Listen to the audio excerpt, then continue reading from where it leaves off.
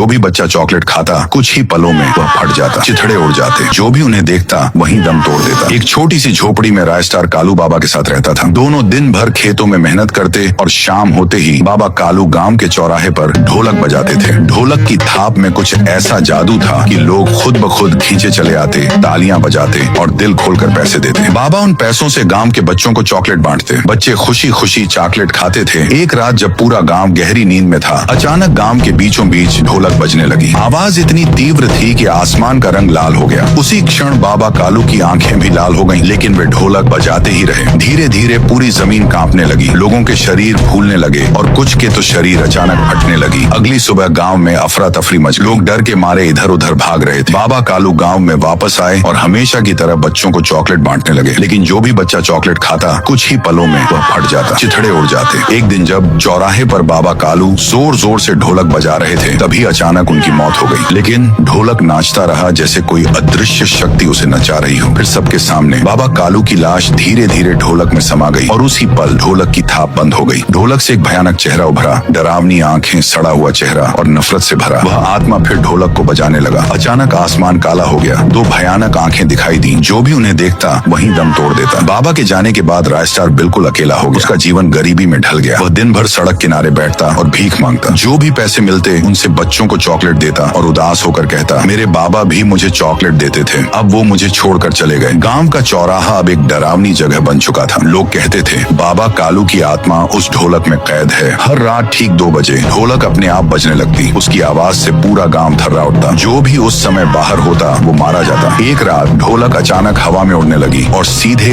अज्जू भाई के ऊपर गिर पड़ी। अज्जू भाई की चीख निकलने से पहले ही वह ढोलक के अंदर समा गए। उसके बाद ढोलक गांव वालों के पीछे पड़ गया। एक एक करके सबकी जान लेने लगा। डर के मारे लोगों ने खुद को घरों में बंद कर लिया, लेकिन मन में बस एक ही सवाल, अब अगला नंबर किसका है। एक रात राय स्टार खेत से लौट रहा था, तभी उसके सामने वही रहस्यमयी ढोलक आकर रुक गई। इससे पहले कि वह कुछ समझ पाता, कालू बाबा की आत्मा प्रकट हुई। राय स्टार कांपती आवाज में बोला, बाबा ये सब क्या हो रहा है और आपकी मौत कैसे हुई थी। कालू बाबा गंभीर स्वर में बोले, बेटा सालों पहले इस गांव में रणवीर नाम का एक लड़का रहता था। वो ढोलक बजाने में माहिर था। एक दिन जब वो सड़क पर ढोलक बजा रहा था, तभी एक तेज गाड़ी ने उसे कुचल दिया। रणवीर की वही मौत हो गई, लेकिन ढोलक नाचता रहा और उसकी आत्मा उस ढोलक में समा गई। मैंने उस ढोलक को बिना सोचे समझे घर ले आया। हर रात 2 बजे उससे एक आवाज आती थी, कोई तो मुझे बाहर निकालो। एक दिन जब मैंने उसे बजाया, रणवीर की आत्मा बाहर आई और मेरे शरीर में समा गई। उस दिन से मैं वो नहीं रहा जो पहले था। बाबा की आंखें बदल गईं। अचानक उनका चेहरा रणवीर की आत्मा में बदल गया और वह हवा में विलीन हो गए। राय स्टार कुछ समझ पाता उससे पहले ढोलक उसके सिर के ऊपर घूमने लगी।